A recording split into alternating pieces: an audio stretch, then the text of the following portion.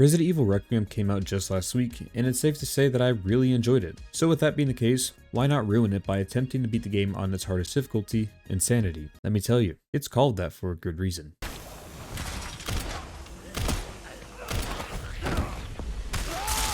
This game is incredibly fun, and Leon, oh my lord, I want him to impregnate me. So in my attempt to get 100% on this game, let's do this challenge on only my second playthrough ever, because what could possibly go wrong?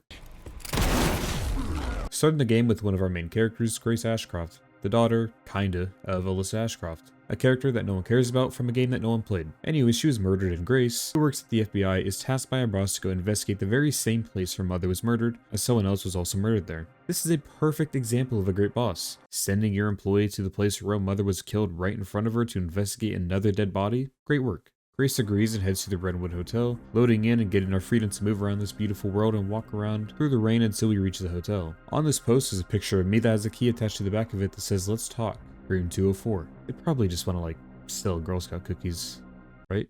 Well, heading up to the room and finding a lot more pictures of me sitting here on the bed. Totally not suspicious at all whatsoever. After inspecting them, a phone rings and we go back in time to 2018, the night Alyssa was murdered. The phone rings again, and it seems Alyssa had gotten a little too close to a case that she should not have been investigating. So with the power out, we head downstairs and run into the hotel manager. He says the power will be up and running shortly and that he's sorry. Unfortunately, I don't forgive him. I was busy watching Leon and Ada have sex. Running away from whatever the hell that guy was, and into this room. I would like to say something really quick. Grace's actress is by far the best actor in the entire Resident Evil franchise. Her performance perfectly captures Grace's fear. Yes, this video will have me praising the game a lot, and I'm not sorry. After a bit of talking, we get ready to leave when out of nowhere, this man really killed my mother in front of me for no reason, then dropped dead. Are you serious? Back in the present, heading downstairs to this painting. In the flashback, we saw Alyssa place something behind it, so once I grab it, we were interrupted by the same cop from outside. He turns, as you would expect, and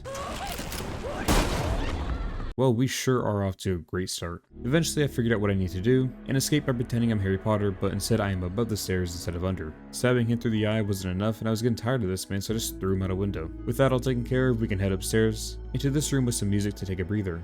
Hello? Wait, who the hell is that? Well, that's it, Grace is dead. Going over to our other main character, Leonkennedy. Leon and Sherry are both infected with an even more dangerous version of the T-virus. It had mutated from the residual or some shit like that, I don't know. I'm not a doctor. Anyways, you're looking for some guy in a hood, on a rainy day. It's not like he's just gonna walk down the street or anything. You've got to be shitting me. Oh, well, that was easy. As he's carrying Grace, his spidey senses told him to look behind and stare at Leon. Another woman passes by, seeing Victor carrying Grace, and this is one of those situations where you should really mind your own business no matter what. Unfortunately, she does not do this, and Victor infects her and turns everyone around into a zombie. This is our first introduction in how Leon's combat would work, but I don't really want to find out right now, so I just run past them all praying I don't get touched. After running past everyone, Leon heads into the Rhodes Care Center, and now we're back with Grace, who is also at the care center. Tied to a bed upside down, she uses this broken glass to cut herself free. What a way to wake up, I guess. She is understandably terrified, and you can really see it on her face. Capcom did an incredible job with the facial animations. Being able to free roam the hospital and finding this key that opens the locked door. This room has a fuse lock that requires a screwdriver, but beside it is a lighter that we can use to go into the nurse's station. Surely it'll be a quick trip.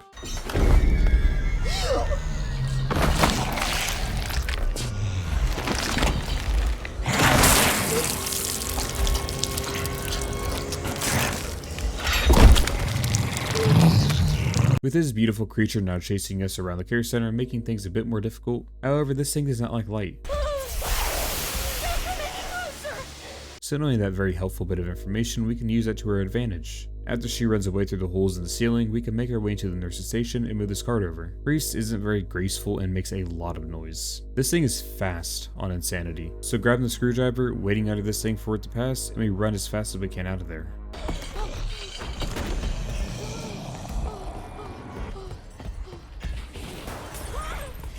She's fucking running behind me. She's literally running.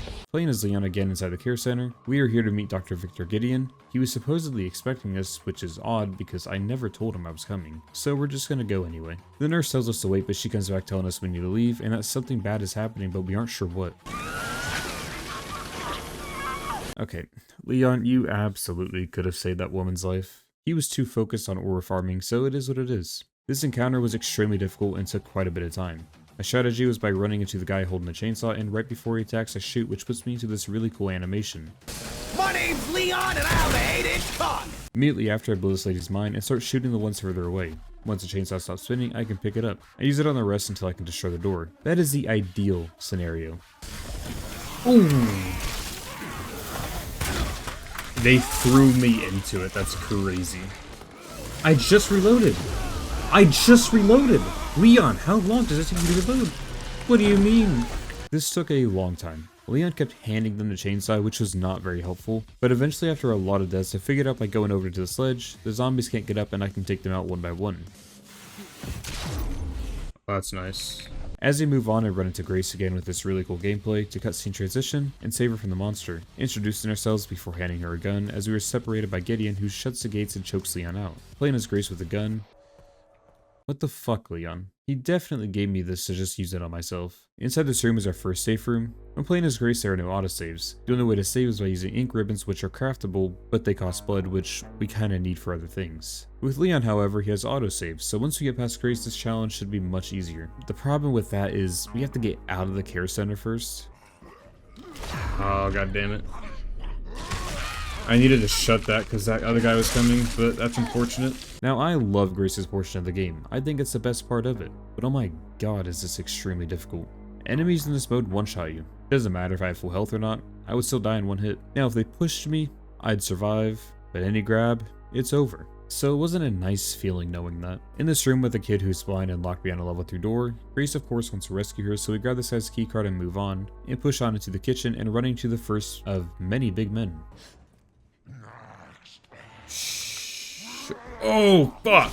I think I died here like 20 times or something like that. Even by pushing this car, I wasn't guaranteed to make it out of here hitless, and it takes forever to move it down the kitchen. So the strategy was to simply run around him. To run past him is actually pretty simple. Run and face a counter, and as you pass, you can just barely squeeze through. It's the only way I found. Trust me, I tried a lot. Once past him, I turn left down this hallway to grab this knife and throw a bottle at the zombie at this light. Now that we're upstairs, it's time to grab Grace's handgun that is in a room filled with zombies and a singing Demontress daughter. Anytime you alert her, she screams and stuns Grace, meaning I can't run at all and will likely die. By waiting by this door for the zombie to turn around, I immediately book it around the zombie and behind the counter to grab the herb, Grace's gun, and a few antique coins that are inside the safe, all without being spotted. The way out is a bit more luck-based. I got caught every time, so no matter what I did, I just kinda had a hope that I could get out without being stunned. Eventually it worked, but it took a few times. Inside this office has a first moon piece, as well as a jewel that I can use to open up a locked door that has a high roller table. I think that's what it's called. Either way, I'm never leaving this place. I quickly shoot the zombie and grab the loot and the keycard from the guy's hand. With that all being done, I decide to save for the first time. With the other keycard in our possession, we go into the other side of the hospital and grab this blood collector, which is used to collect blood and craft items. A very unique but cool way to craft items. I also grab another safe in the surgery room before moving on to the hallway that has multiple zombies just waiting for me to pass through. If I wait around this corner for them to pass, I can sometimes squeeze past, but not always. After realizing just how badly I messed up this run, I knew that a reset was unfortunately needed. This was the best thing that I could have done. Everything went much smoother. There we go. Heading upstairs where this big fat bitch is. Once I pick up the ID band, I turn to face the wall and run sideways to squeeze past and wait for him to break through the wall so that I can pass by and make it into the room with the other singing lady. Upon entering, I wait next to the sideboard, and as soon as she screams, I run by picking up the ammo, ready to get past her and grab the corrosive needed for the next quartz piece. This was hard at first, but after a few attempts, I became a true masturbator. I died a few times here, to say the least. It's not possible. You might be thinking that it's entirely my fault, and why would I run into him? Well, I mean, it is a skill issue, it is entirely my fault, but it's actually the best way to get around him, and really the only way. By running out the door and a little to the left, I can bait him to do his charge attack, and before he does that, I run over to this door and wait until I can pass. With the other zombies coming from behind, this was the only way. It took forever to figure out how to do it perfectly, and as soon as I did, I immediately went to save as I had no intention of spending another 45 minutes here. After I save, I run into Dr. Gideon, who was getting really tired of me. Grace, being the only smart person in the entirety of Resident Evil universe, runs out, blocks the door, and opens the other door to make it look like she left the room and hid behind this. It's really nice to actually be a realistic character in this environment. After Gideon leaves, I grab the second quartz piece needed to bleed this awful place. Next step is to perform a double organ transplant. Sure, whatever. I haven't done it before, but it can't be that hard. The first is over here in this seemingly empty and easy to get garage.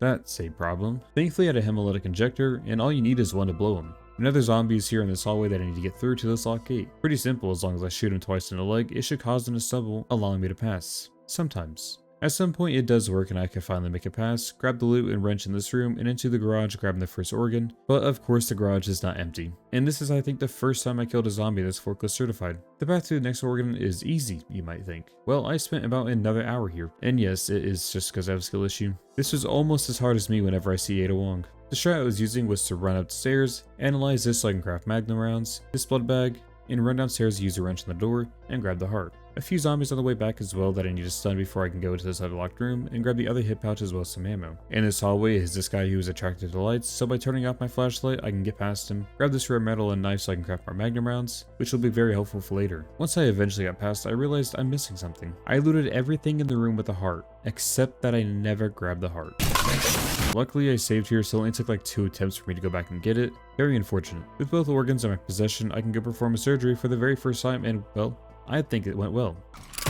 With the level 3 keycard, we can sneak beyond the big guy again and make our way into the isolation ward and look at the next quartz puzzle. This one is in Braille, so we would need Emily's help to read it. Back in the cell, letting her out and asking for her help so we can leave this place together. The route back was pretty simple. If you go around this way, you can avoid getting grabbed and dying immediately, so this was the best way to do it. Still making it in there without getting hit even once. The zombies start overrunning the place, so I set Emily down so she can grab the quartz piece while I take care of the zombies. This is where the other magnum bullets would come in handy with these 2 other zombies. I'm not sure if this area is time-based or not. I think it is, but also kill-based? I don't really know because I was waiting here for quite some time. After some time, Emily gets the quartz, but the big lady comes in through the ceiling and steals the child and brings her down into the dark basement. Yeah, sorry, I'm not going down there. We don't need to worry about that right now anyways, since we're back with our big, muscular, beautiful man Leon. His portion of the game are kill everything, so I did. His combat is so fun. I was able to make quick work of Chunk in the attic, and the zombies in the office before going down this elevator and locking up this computer to find the location of Elpis. Back as Grace in the basement.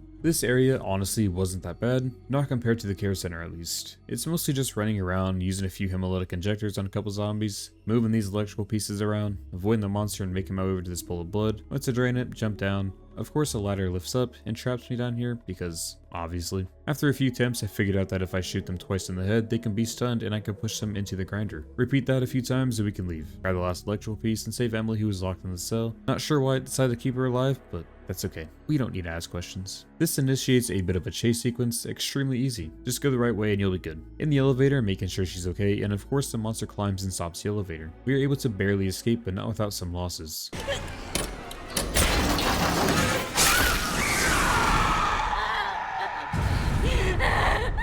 Grace unfortunately lost her leg.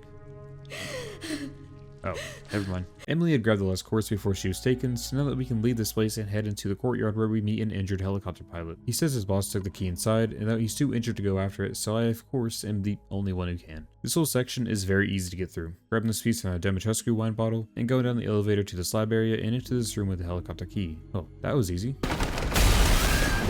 I need to stop talking. Gideon was talking to someone named Zeno. Surely he won't be as good as Wesker or anything. With the lab being destroyed as he initiated the self-destruct sequence, we run past all the enemies and into this hallway. Here I use a different shot as there is a crimson head here.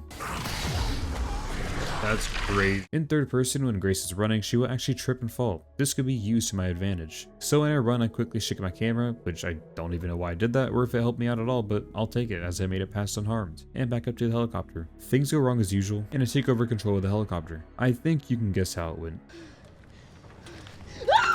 After I accidentally killed the pilot, Emily was also somehow injured, but not me. So I need to carry her away from all the infected, and that would be the chapel. Back with Leon, who sees the helicopter crashing in the distance, it's now my turn to protect those two with the sniper that I buy from the item box. Because on New Game Plus, it doesn't actually give you the weapons, you have to buy them yourself. As Insanity is only possible on New Game Plus, that was the only way. Grace takes her sweet time here to get the door open, but overall, if you hit your shots, you'll be fine. The enemies that spawned up here with me weren't an issue as I blew their brains out before they even woke up. Once Grace heads inside, Leon can slide down the building and ruin some innocent bystander's night.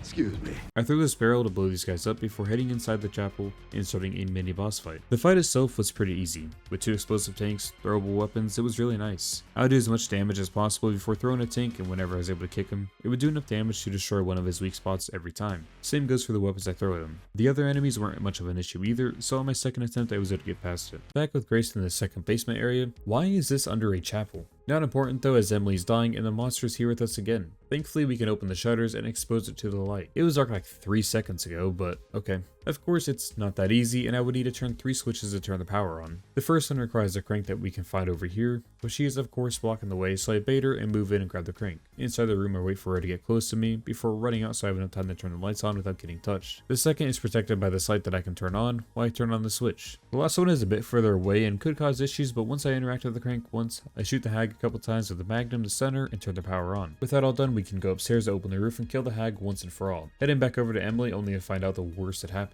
The injury was too much and it had killed her. She tried to save her, but it was just too late. Leon finally makes his way down, and just when he gets here, Emily had mutated into another RE8 baby.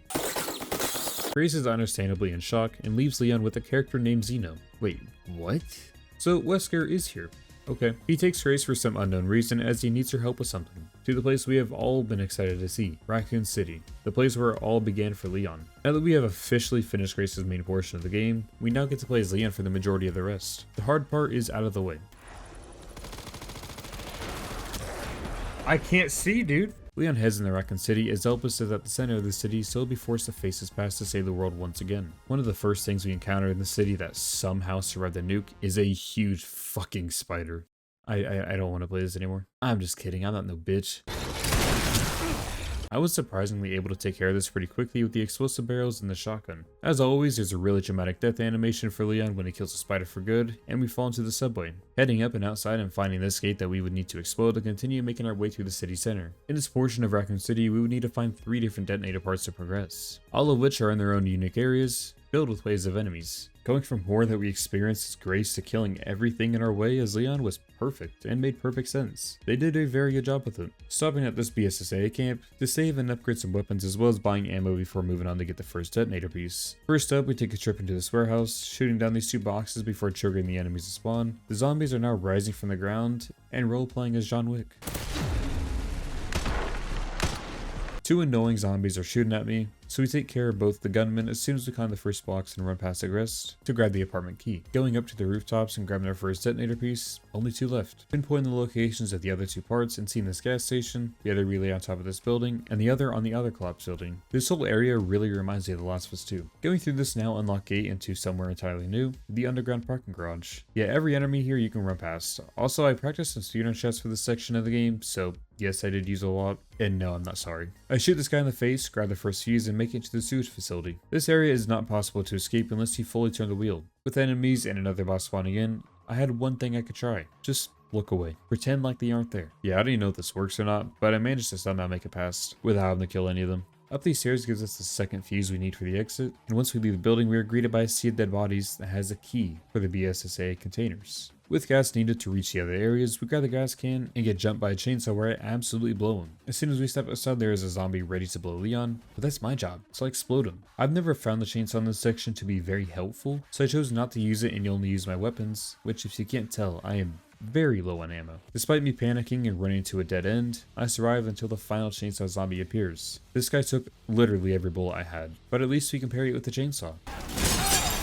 With me now having 0 bullets, hopefully that won't be an issue later on. Traversing our way to a somewhat familiar place on the rooftops with missiles similar to RE4 trying to ruin our day. This first missile and zombie can be avoided by going to the right while I wait for this missile to kill the same zombie. I shoot this box down for later. Deciding to play it safe, I just book it. I wanted this challenge done. Oh, so we can climb these boxes but not these railings. Eventually getting a hold of the second detonator piece, we take a zip line to the next area. This part wasn't too difficult. A little further up is a glass area with zombies. By shooting this glass panel, it drops down a ramp that we can use to go up. A couple zombies are up here, but by blowing the guy up with a grenade, it seemed to have killed them all in one go. I need Ada Wong to dominate me. I'll grab the final piece and now we need to drop down the elevator from 2 different points. The enemies here don't seem to care about me, so I make it up to the top, shoot down this box and climb up, and then slide down and turn this wheel, dropping half the elevator. On the other side, the same thing goes, and by shooting this barrel over here, it sends them all. Now turn this other wheel and heading onto the elevator. I knew exactly how this section worked, as you can see where they drop down. But just like earlier, I was nervous and refused to look at them and hope they respected it. Oh, what the fuck? This is so not good considering I don't got ammo. Oh my god, oh my god. Oh, this is bad. Oh, this is bad. Oh, thank God the cutscene saved my life. Now having all the resources we need to blow up the gate, causing yet another explosion that was previously nuked and killed a lot of people is something I'm not sure how to feel about. Anyways, now we got this really cool over-the-top bike chase sequence where Victor has his cute doggos chase me down. I give them treats that are inside my bullets. Oh my God, I can't even see. Wesker uses his powers to blind Leon for stealing his outfit, eventually catching up to Gideon where we have a final standoff and take him down. That was easy. Now it's time to enter Raccoon City's police department, the place where everything started for Leon. Upon entering, we learn that Grace is in fact here, and as we track her down, we end up in the library with the same old jack that I used to jack off the shelves in Resident Evil 2. How does this thing still work? It's been like 30 years. On the other side of the building, we find Grace and Wesker, and no, I'm not calling him Zeno, so shut up. We learn that she is the only one who can release Elpis, which is the new virus for this game. She has a password somewhere deep in her memory, but we also learn that she's just a subject with various clones of herself, trying to make one that remembered the password that only Spencer knew. One of those clones was Emily. Starting a flashback playing as Chloe, one of the clones. This part was a whole snooze fest, a speedrunner's nightmare. We're being chased by creepy children, but to avoid waiting, I just go for it and hope I don't die. At the end, we make it to another lab in the sewers where Chloe is injected with the virus and is presumably turned into one of those demon children. With that snooze fest being over, we're back in the present. Wesker, being so upset about me stealing his cool outfit, resurrects the one and only Mr. X to come give me back shots again. Getting chased in the RPD by this beautiful man one last time was incredible. The way he grabs me by my neck and asserts his dominance really reminds me of Ada Wong. Please do that to me. He decides to back off, probably because he's tired or something. He is pretty old now. Fuck me. I will. Okay, well, never mind. This time he jumps again, but it's a boss fight this time.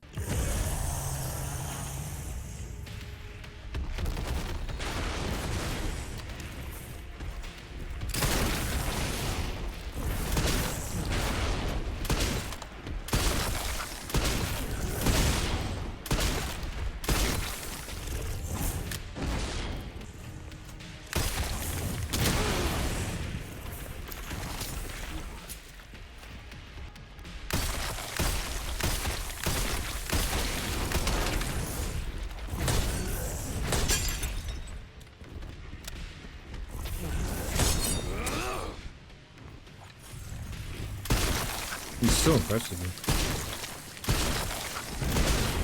As he should.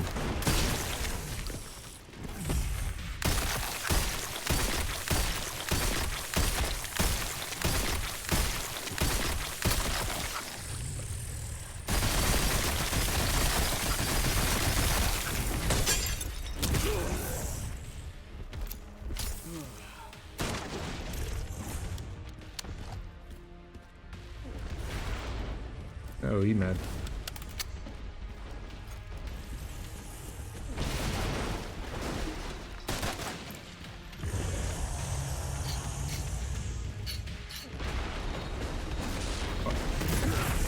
How are you hitting me? There's no way that motherfucker caught up to me. That's crazy. I thought he just waits for me to get up. It's really sweet of him. That's crazy. That should not have, like... Not yet. There's music with that? I didn't know that. That's fucking stupid. I didn't know there was music with the grenade.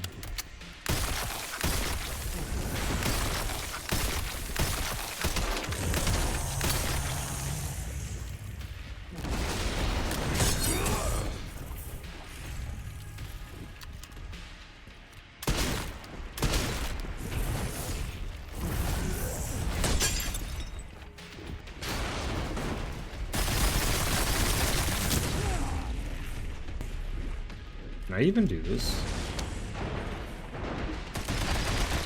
Is it even possible?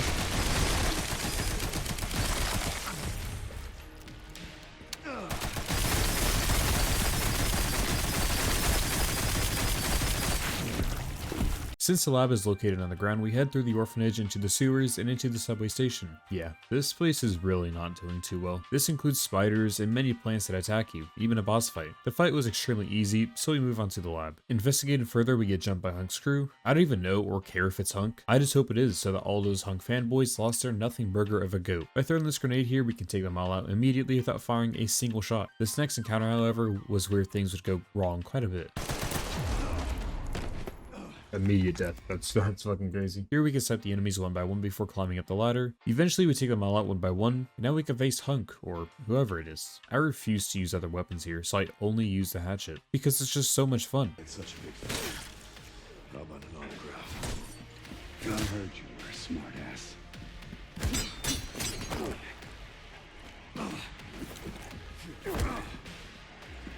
Not bad for someone at death's door. Worry about me.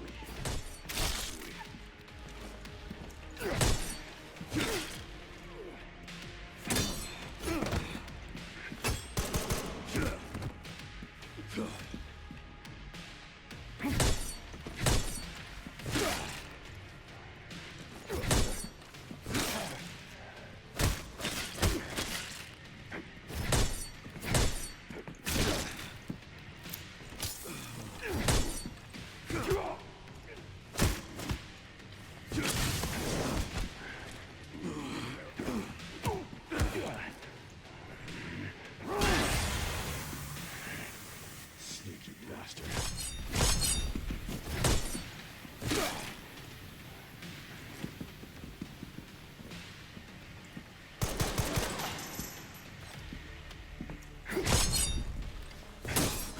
Get a little handsy, are we?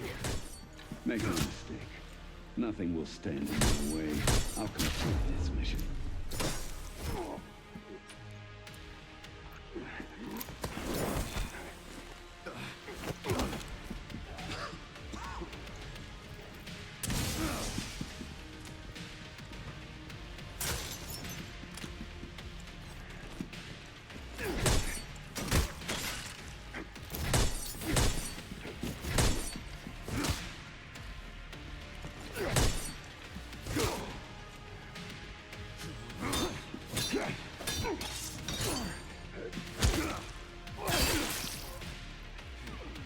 I just know Hunk fanboys are fuming at the scene right now, after I get jumped by his few remaining members before finding Grace and Wesker. This is where Elpis is being held. Wesker using his powers to get close to Leon, we do everything we can to stop him.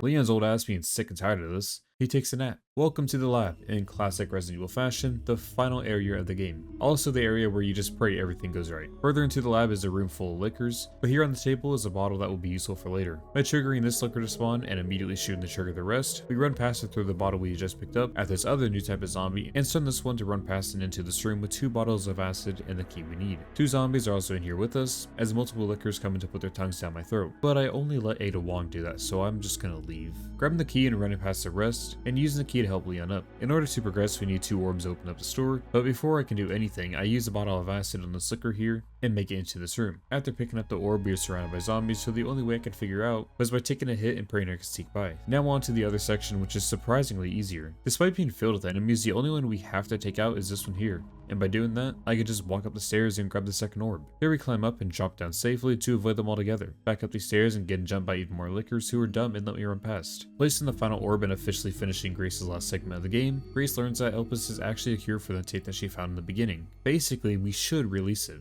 Also learning that Spencer had adopted her and then gave her to Alyssa, and that she isn't actually a clone. She's normal. There's nothing different about her. Back with Leon, who is clearly at his limits, but despite all that, he still takes down all these enemies with no issue. With one last enemy encounter before the end, they threw an insane amount of liquors at us, but with these 2 other explosive barrels we could take most out and finish them off with a shotgun.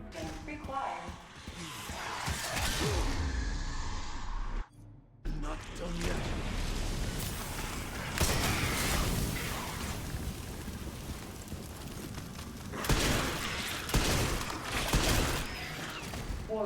While waiting for the second wave, I loot around until the rest spawn in and pick them off with a sniper. Let's get this over with.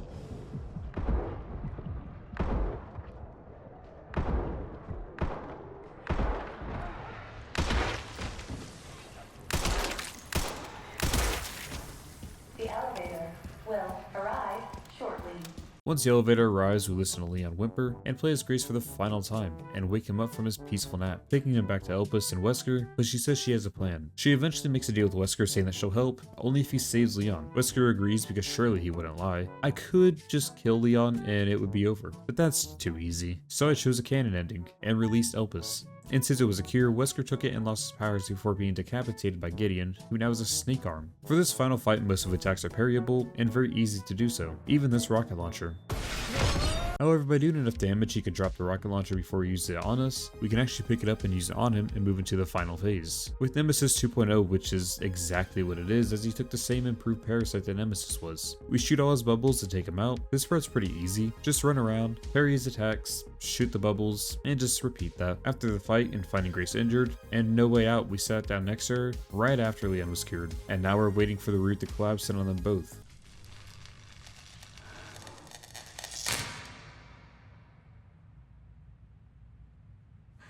I guess this is it then.